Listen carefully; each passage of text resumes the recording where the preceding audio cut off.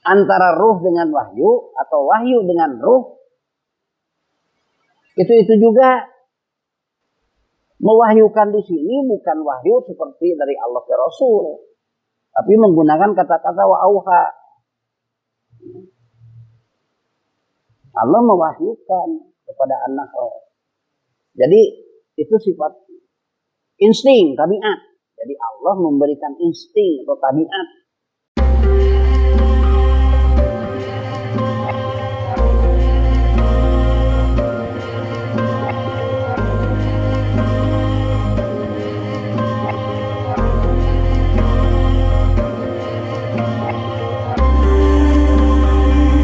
Bismillahirrahmanirrahim. Assalamualaikum warahmatullahi wabarakatuh. Alhamdulillahilladzi arsala rasulahu bil huda wa dinil haq liyudhhirahu 'alad dini kullihi walau karihal musyrikun. La ilaha illallah wahdahu la syarikalah wa asyhadu anna Muhammadan abduhu wa rasuluhu la nabiyya ba'dah. Saudara hadirin sekalian, kita panjatkan puji syukur kehadirat ilahi Rabbi. Alhamdulillah, malam ini kembali kita bersama-sama berkumpul untuk kembali pula kita bersama-sama mengkaji berbagai aspek petunjuk Allah dalam Al-Quran, sehingga kita memperoleh penjelasan yang sejelas-jelasnya dari petunjuk itu berdasarkan Al-Quran itu sendiri. Artinya kita memahami petunjuk Allah itu dengan mencari ayat-ayat yang menjelaskan tentang petunjuk itu. Nah, itulah yang disebut dengan metode Al-Quran bil Quran. Hudal linnas wa bayyinatin minal huda wal furqan. Al-Quran itu petunjuk bagi manusia. Wa bayyinatin minal huda wal furqan. Dan Al-Quran itu sendiri yang menjelaskan daripada petunjuk itu, yang menjelaskan tentang petunjuk itu. Di ayat lain Allah menyatakan hadza bayanun linnas wa hudan wa mau'izatul lil muttaqin. Hadza bayanun linnas, inilah Al-Qur'an. Bayanun linnas, sebagai penjelasan, bayan pada manusia. Nah, jadi jelas untuk memahami Al-Quran itu harus menggunakan metode Al-Quran bil Quran. Hal ini untuk tentu meminimalisir kekeliruan pemahaman. Malam ini kita akan mencoba membahas, menguraikan tentang wahyu dan ruh. Dan sekalian, seringkali di tengah-tengah umat, wahyu dengan ruh itu mempunyai perbedaan pemahaman. Kalau wahyu, ya semuanya udah paham. Ya, itu kalamullah yang diturunkan kepada para rasulnya. Nah, sementara ruh, umumnya dipahami ruh itu semacam alat hidup sebenarnya yang ada di dalam jasad manusia, sehingga dipahaminya kalau orang meninggal mati itu dicabut ruhnya. Jadi ruh itu dipahaminya sebagai sebut saja alat hidup gitulah. Jadi kalau jasad seorang, kalau badan seorang meninggal, itu ruhnya diambil dan kembali kepada Allah. Pemahamannya seperti itu umumnya gitu. Jadi antara ruh dengan wahyu. Padahal kalau kita menggunakan metode Al-Quran bil Quran, antara ruh dengan wahyu atau wahyu dengan ruh, itu juga. Atau sebut saja Ruh itu nama lain daripada wahyu. Nah, nanti kita akan uraikan. Ya, kenapa seperti itu pemahamannya? Nanti kita akan uraikan. Saudara sekalian, kita akan membahas dulu wahyu. Wahyu itu asal kata dari waha, yuha, wahyan. Wahyu itu asal kata dari waha, yuha, wahyan. Yaitu al-ilmul khafi. Nah, pemberitahuan secara rahasia. Al-i'lamul khafi, pemberitahuan secara rahasia. Dalam Al-Quran, wahyu itu diterangkan dalam 68 ayat, kurang lebih. Ya. Dalam Al-Quran, wahyu diterangkan dalam 68 ayat.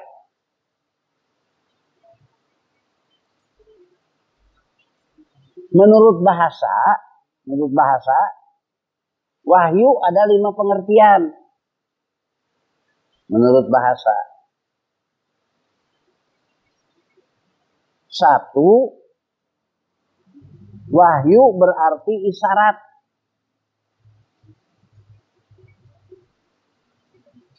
Ya, 1, wahyu berarti isyarat. Ini diterangkan di surat Maryam, ya, ayat 10-11. A'udzubillahi minasyaitonir rajim. Wa kharaja ala qaumihi minal mihrab. Wa auha ilaihim an sabbihu bukratan wa asya. Nabi Zakaria keluar dari mihrab. Ya. Kemudian datang kepada kaumnya memberikan isyarat, ya, an sabbihu bukratan wa asya, untuk bertasbih. Ya. Untuk bertasbih kepada Allah baik pagi maupun sore. Itu dengan cara isyarat, memberitahunya cara isyarat. Wa kharaja ala qaumihi minal mihrab fa auha ilaihim an sabbihu bukratan wa asya. Nabi Zakaria datang kepada kaumnya dari mihrab, keluar dari mihrab. Itu dikatakan dengan fa'auha ilaihim, memberi isyarat kepada mereka supaya bertasbih kepada kaumnya. Surat Maryam ayat 10-11. Yang kedua, wahyu itu berarti tabiat atau insting.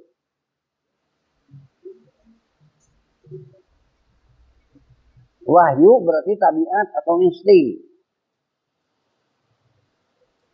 Ini diterangkan dalam surat An-Nahl ayat 68. Surat An-Nahl ayat 68. A'udzubillahi minasyaitonir rajim. Auha rabbuka ilan nakhli anittakhidhi minal jibal buyutan wa minas syajar wa mimma ya'rusun. Kata-katanya menggunakan wa'auha dan mewahyukan Allah, ya, kepada anak lebah. Ya. Mewahyukan di sini bukan wahyu seperti dari Allah ke Rasul, tapi menggunakan kata-kata wa'auha. Allah mewahyukan kepada anak. Jadi itu sifat insting, tabiat. Jadi Allah memberikan insting atau tabiat. Insting, tabiat kepada anak lebah. Anit akhidi binajibah, untuk membuat sarang di gunung-gunung. Anit akhidi binajibah buyutan, untuk membuat sarang itu di gunung-gunung, di hutan-hutan. Wa minas syajar, dan di atas pohon. Kemudian wa mimma ya'rusun,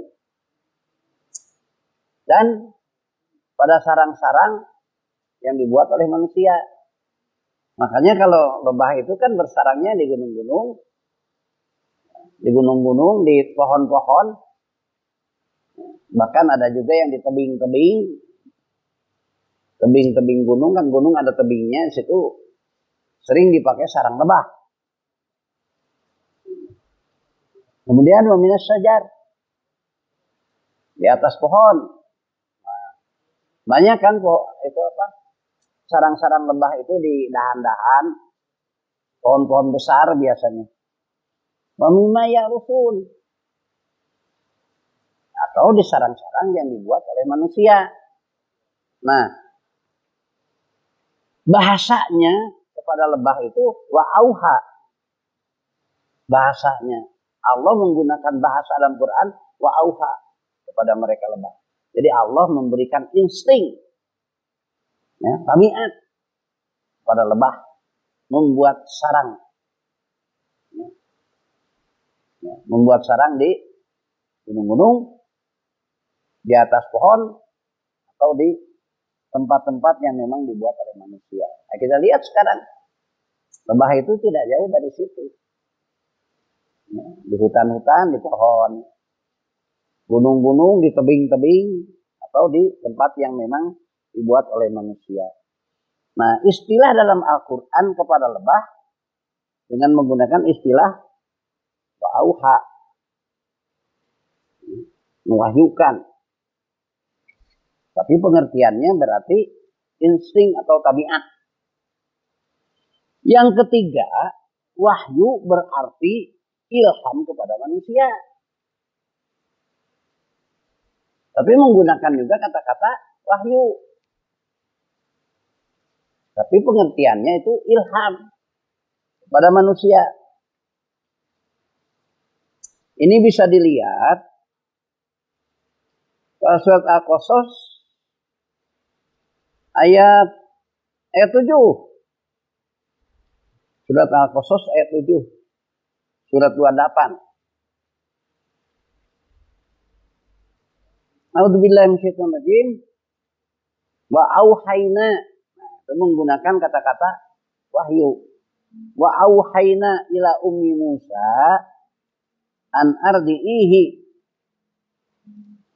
fa idza hibti alaihi fa'aqihi fil yammi wala takhafi wala tahzani inna radduhu ilaik waja'iluhu minal mursalin.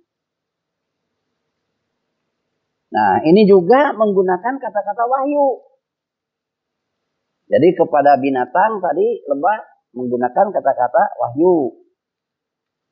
Kepada manusia biasa juga menggunakan kata-kata wahyu. Wa auhayna ila ummi Musa. Dan mewahyukan kepada ibunya Musa. Ini pengertian di sini ilham. Mengilhamkan. Nah, an ardi'ihi. Untuk itu untuk menyusukan bayinya. Fa idza khifti alaihi fa'aqihi fil yammi. Apabila sudah selesai menyusukannya, sudah kenyang menyusukannya, kemudian diberikan ilham untuk fa'aqihi fil yammi, menghanyutkan di sungai, ya, untuk menghanyutkannya ke sungai Nil itu, sungai Nil. Nah, itu adanya inisiatif untuk menghanyutkan bayinya yang itu calon rasul ke sungai Nil, itu atas dasar ilham. Tapi bahasa Quran wahyu. Wa auhayna dalam bahasa Quran menggunakan bahasa wahyu. Jadi ibunya Musa diberikan ilham oleh Allah untuk menghanyutkan, ya, bayinya fil yami wala takhaufi wala tahzani. Kemudian kata Allah kepada ibunya Musa, jangan engkau takut dan jangan engkau bersedih. Jadi bayinya dihanyutkan ke sungai, bagaimana enggak sedih? Bimbang seorang ibu kepada bayinya dihanyutkan ke sungai Nil. Inna roduhu ilaik. Sungguhnya kami akan mempertemukan kembali denganmu. Jadi nanti bertemu lagi di istana. Kan bayi yang dihanyutkan itu nanti lewatnya ke halaman istana. Istana Firaun. Itu kan di tepi sungai Nil. Itu dipungut oleh para istrinya yang sedang mandi, menurut kabarnya. Kemudian dipertemukan kembali supaya ibu Musa menyusukan anak yang dihanyutkan itu. Ya, orang-orang istana nggak tahu bahwa itu ibunya. Nah, di sini dikatakan inna radduhu ilaik waja'iluhu minal mursalin, dan akan menjadikan si bayi itu sebagai seorang rasul. Jadi Nabi Musa itu sampai seperti itu. Sempat dihanyutkan sungai, kemudian dipungut karena sungai Nil itu lewatnya ke halaman istana, dipungut oleh orang-orang istana yang sedang mandi, dibawa ke istana, dicari yang menyusukan. Ternyata yang menyusukan itu pertemukan dengan ibunya. Nah, saudara, ilham ini disebut juga sebagai dalam Al-Quran wa auhayna, dengan kata-kata wahyu. Tapi pengertiannya ilham. Karena bukan kepada Rasul, kepada manusia biasa. Diartikan sebagai ilham. Dari sini kalian, selanjutnya wahyu berarti membisikkan sesuatu secara rahasia atau tersembunyi. Yang keempat, wahyu berarti membisikkan sesuatu secara rahasia atau tersembunyi. Tadi wahyu itu berarti isyarat menurut bahasa. Yang kedua, wahyu berarti tabiat atau insting. Yang ketiga, wahyu berarti ilham. Yang keempat, wahyu berarti membisikkan sesuatu secara rahasia, terselubung. Nah, ini bisa dilihat di surat Al-An'am 112. Di surat Al-An'am 112.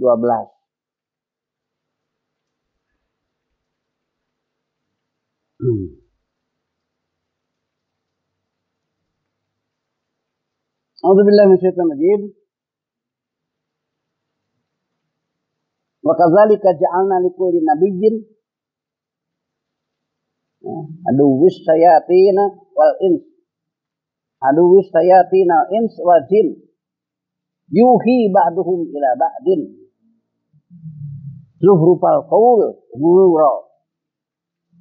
Di surat Al-An'am ini. Jadi surat Al-An'am ayat 112. Surat Al-An'am 112 menyatakan bahwa wahyu itu juga berarti membisikkan, ya. Membisikkan. Wa kadzalika ja'alna likulli nabiyyin aduwwas syayatinal insi wal jinni yuhi ba'duhum ila ba'din zuhrufal qawli ghurura. Dan begitu juga kami fungsikan bagi setiap nabi musuh, ya, dalam bentuk sayatinal insi wal jinni.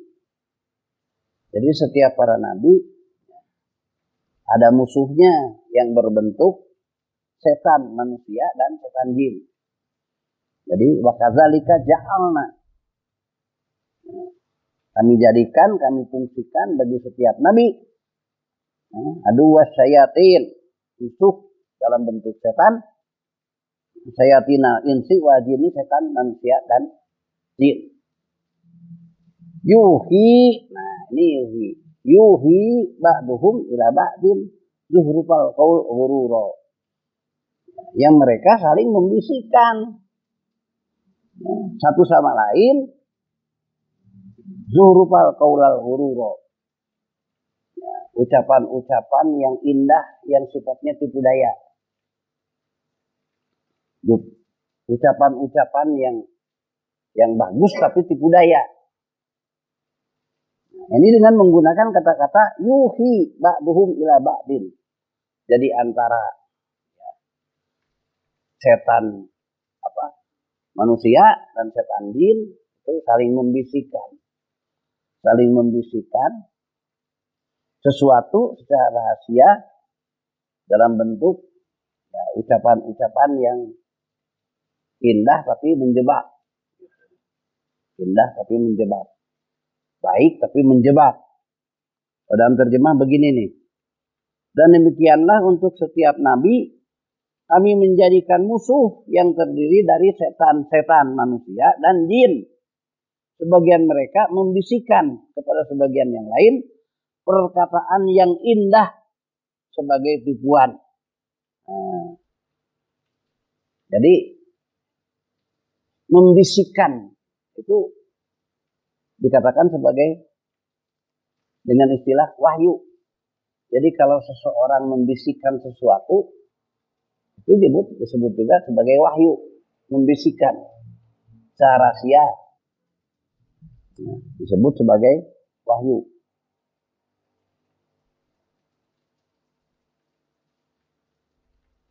Jadi kalau setan membisikkan, katakanlah setan manusia membisikkan sesuatu kepada kita untuk berbuat tidak baik, diistilahkan dalam Quran tuh wahyu, yuhi ba'duhum ila ba'din, mewahyukan, membisikkan satu sama lain, zuhrufal ghurura, qaulal ghurura, dengan perkataan-perkataan indah tapi menjebak sebagai tipuan. Jadi yang keempat, wahyu berarti bisikan sesuatu secara rahasia. Yang kelima, wahyu berarti perintah yang diberikan kepada kolbu manusia atau kepada makhluk lainnya.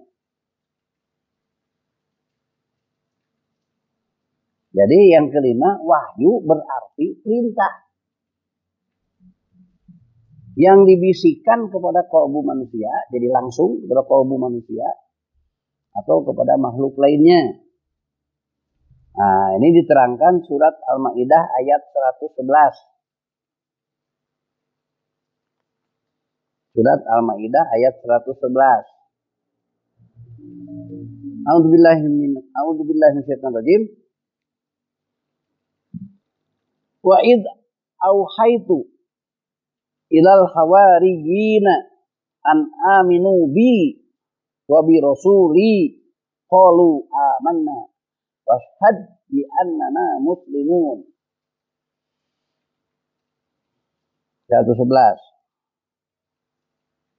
Dan ingatlah ketika aku ilhamkan kepada pengikut-pengikut Isa yang setia,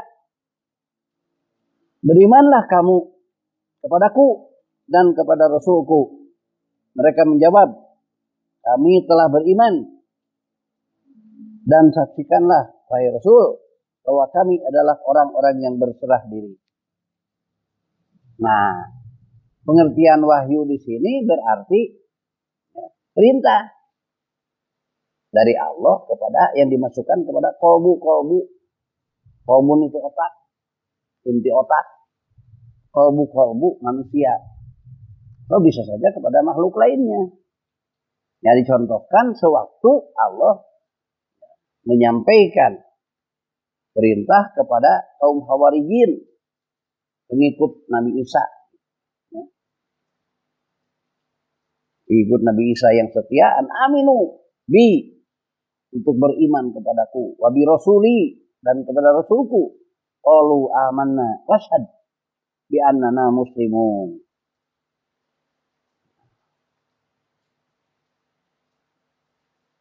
Kemudian juga diterangkan di surat 99 ayat 5 surat Al-Zalzalah, waktu bumi diguncang, idza zulzilatil ardu zilzalaha wa akhrajatil ardu asqalaha wa qala al insanu malaha yauma idzin tuhadditsu akhbaraha bi anna rabbaka auhalaha. Jadi ini wahyu bentuk perintah. Kata bumi, bi anna rabbaka auhalaha. Nah, sebab Tuhanmu memerintahkan kepadaku untuk mengguncangkan bumi ini. Bi anna rabbaka auhalaha. Karena Rabbmu, Tuhanmu memerintahkan kepadaku untuk mengguncangkan bumi ini. Sehingga keluar segala isinya. Saat terjadinya as-sa'ah. Saat terjadinya as-sa'ah. Bukan hari kiamat. Di kita kan suka sering simpang siur juga antara hari kiamat dengan as-sa'ah. Hari kehancuran jagat raya itu bukan hari kiamat. Di masyarakat umum kehancuran jagat raya hari kiamat. Dibangkitkan kembali hari kiamat. Beda. Dalam Al-Quran hari kehancuran itu disebutnya as-sa'ah. Saat terjadi kehancuran bumi itu diawali dengan diguncangkannya bumi ini. Idza zulzilatil ardu zilzalaha. Nah, waktu itu bumi menyatakan bi anna rabbaka auhalaha. Sebab Tuhanmu memerintahkan kepadaku untuk mengguncangkan bumi ini. Nah, jadi wahyu berarti perintah yang diberikan kepada kalbu manusia atau kepada makhluk lainnya. Ya, makhluk lainnya ini ya termasuk ya bumi itu. Jadi bumi diperintahkan oleh Allah untuk berguncang, kira-kira begitulah. Bisa juga dilihat di surat 14, surat Ibrahim.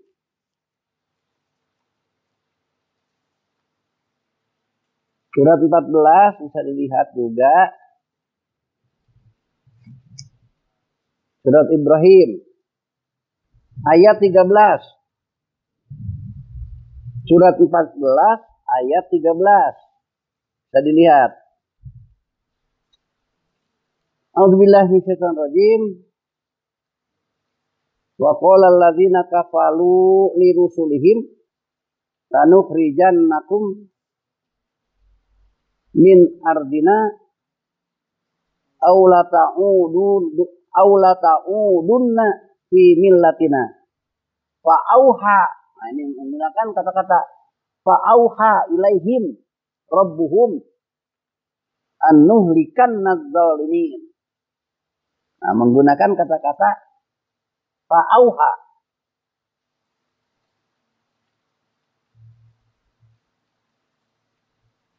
Dan orang-orang kafir berkata kepada rasul-rasul mereka, kami pasti akan mengusir kamu dari negeri kami. Atau kamu benar-benar kembali kepada agama kami. Maka Tuhan mewahyukan kepada mereka, kami pasti akan membinasakan orang-orang zalim itu. Jadi menggunakan kata-kata wahyu. Allah akan membinasakan mereka-mereka yang menentang para rasul. Jadi diperintahkan kepada alam. Jadi gempa, jadi banjir bandang, badai, diperintah oleh Allah. Dengan menggunakan kata-kata wa auha. Dengan menggunakan kata-kata wa auha. Fa auha ilaihim rabbuhum lanuhlikan nadh-dhalimin. Allah mewahyukan kepada mereka, Rabbuhum, Tuhan mereka, lanuhlikan nadzalimin, untuk memusnahkan orang-orang zalim. Jadi Allah perintahkan kepada alam, angin ke, hujan ke, badai, gempa, lain sebagainya. Itu menggunakan kata-kata fa'auha.